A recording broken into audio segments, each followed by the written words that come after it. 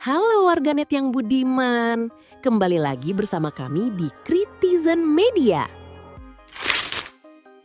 Dan sebentar lagi kita swasembada BBM. Kita tidak akan import BBM lagi. Saudara-saudara. Berita pertama hari ini, kita mendapat kabar gembira yang sangat menyejukkan hati, jiwa, dan tentunya imajinasi kita semua. Presiden Prabowo Subianto baru saja membawa angin segar dari Gorontalo. Beliau mengklaim Indonesia sebentar lagi akan swasembada BBM. Ya, Anda tidak salah dengar. Sebentar lagi kita tidak perlu impor BBM lagi. Sungguh sebuah pencapaian yang luar biasa. Setidaknya di dalam pidato. Mari kita aminkan bersama pemirsa. Sebentar lagi tangki kendaraan kita tidak akan diisi oleh minyak dari Timur Tengah, melainkan oleh rasa optimisme yang membara. Kalau nanti bensin Anda habis di jalan, tenang, jangan dorong ke pom bensin, cukup bisikan ke tangkinya. Kita bangsa yang kaya, kita pasti swasembada. Niscaya motor Anda tetap mogok, tapi mogoknya dengan rasa nasionalisme yang tinggi. Presiden juga berpesan, pemimpin itu tidak boleh malas dan harus jujur agar kekayaan kita tidak diambil asing. Betul sekali, Pak. Kita tidak boleh malas. Makanya rakyat sekarang dipaksa rajin. Rajin kerja lembur bagai kuda, rajin bayar pajak yang makin kreatif jenisnya, dan rajin menahan napas setiap kali harga kebutuhan pokok naik. Kalau pemimpinnya? Pemimpin kita tidak malas kok. Mereka rajin sekali. Rajin bikin janji manis yang bikin kadar gula darah masyarakat melonjak. Waduh. Tapi tunggu, bukan cuma energi pemirsa. Presiden juga mengklaim Indonesia sekarang sangat dihormati di KTT ASEAN karena sudah swasembada pangan. Katanya kita sudah swasembada beras dan jagung, jadi tidak perlu impor lagi. Wow, ini adalah berita yang sangat mengejutkan, terutama bagi para petani kita yang masih garuk-garuk kepala melihat pupuk langka, dan bagi ibu-ibu rumah tangga yang kemarin sempat mengantri beras bansos sambil adu sikut. Mungkin maksudnya swasembada itu adalah suasana selalu waspada, sembako tak ada. Beras aman, jagung aman, BBM aman. Sungguh sebuah utopia yang indah. Jika Anda merasa realita di dompet dan di pasar tidak sesuai dengan klaim ini, mohon maaf, mungkin Anda kurang piknik ke Gorontalo bersama rombongan presiden. Ingat kata beliau, kita harus berdiri di atas kaki sendiri. Berdiri di atas kaki sendiri itu penting pemirsa, karena kalau kita bersandar pada janji-janji politik, takutnya kursinya tiba-tiba ditarik, lalu kita terjungkal ke jurang pinjaman online. Anggota Badan Pemeriksa Keuangan dipilih oleh Dewan Perwakilan Rakyat dengan memperhatikan pertimbangan Dewan Perwakilan Daerah dan diresmikan oleh Presiden. Bagaimana Dewan Juri?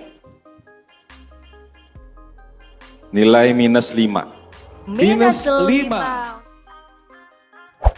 Kabar selanjutnya datang dari lomba cerdas cermat 4 pilar MPR RI di Pontianak yang mendadak viral.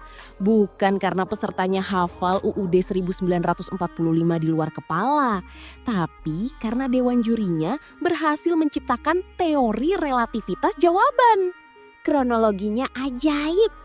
Grup C dari SMAN 1 Pontianak menjawab pertanyaan soal proses pemilihan anggota BPK. Juri bilang salah, lalu memberi nilai -5. Tapi begitu grup B dari SMAN 1 Sambas memberikan jawaban yang sama persis, huruf demi huruf, titik demi koma, juri langsung terharu membenarkan jawaban itu dan memberi nilai +10. Waduh, luar biasa. Ini membuktikan bahwa di Indonesia kebenaran itu tidak mutlak. Kebenaran itu tergantung vibes, tergantung amal ibadah, atau mungkin tergantung intonasi suara pas menjawab. Mungkin anak Pontianak jawabnya pakai nada ngajak berantem, makanya -5. Sedangkan anak Sambas jawabnya pakai nada mellow, pakai backsound sedih, makanya dapat nilai +10. Juri kita ternyata sangat sensitif perasaannya. Akibat sihir penilaian ini, protes pun pecah. Wakil Ketua MPR RI, Archandra Muhammad Akbar Supratman, sampai harus turun tangan dan meminta maaf atas insiden hari Sabtu, tanggal 9 Mei kemarin. Beliau berjanji akan mengevaluasi total dewan juri dan sistem lomba. Saran saya untuk evaluasi besok, tolong meja jurinya dikasih kopi hitam tanpa gula, biar melek. Jangan sampai pas lomba cerdas cermat, jurinya yang kurang cermat. Pesan moral untuk adik-adik yang mau ikut lomba tahun depan. Belajar naskah 4 pilar itu nomor 2. Yang nomor 1, pelajari zodiak dan suasana hati juri sebelum Anda maju ke podium. Kan sudah diperingatkan dari awal ya, artikulasi itu penting ya. Jadi biasakan menjawab itu dengan artikulasi yang jelas. Berita terakhir masih dari kelanjutan drama nasional, Lomba Cerdas Cermat 4 Pilar MPR RI. Sebuah kompetisi yang niatnya menguji wawasan kebangsaan, tapi malah sukses menguji kesabaran seluruh netizen Indonesia. Setelah videonya viral, kamera netizen tidak lagi menyorot para peserta, melainkan langsung zoom in ke kursi juri. Ya, publik sekarang resmi mempertanyakan kompetensi para juri. Banyak yang bingung, ini nyari juri cerdas cermat atau nyari juri audisi ajang pencarian bakat masak yang hobi membentak? Mari kita sambut idola baru netizen, Ibu Indri Wahyuni. Yeay! Akibat komentar-komentarnya yang dinilai sepedes seblak level 10, beliau resmi mendapat gelar kehormatan dari Universitas Media Sosial, Miss Artikulasi. Luar biasa. Di negara kita, mau jadi pahlawan itu susah. Tapi kalau mau dapat julukan Miss dari netizen, Anda cuma butuh modal ucapan pedes dan kamera yang menyala. Menurut intelijen netizen, ujaran pedas Ibu Indri kepada para peserta sukses membuat mental penonton ikut down. Padahal penontonnya cuma lihat dari layar HP sambil rebahan. Praktis, hujatan pun datang dari segala penjuru mata angin. Utara, selatan, barat, dan netizen yang maha benar.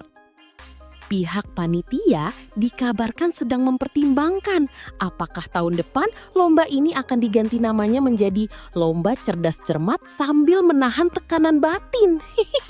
Saya selaku pembawa berita hanya bisa berpesan kepada para peserta, tetap semangat.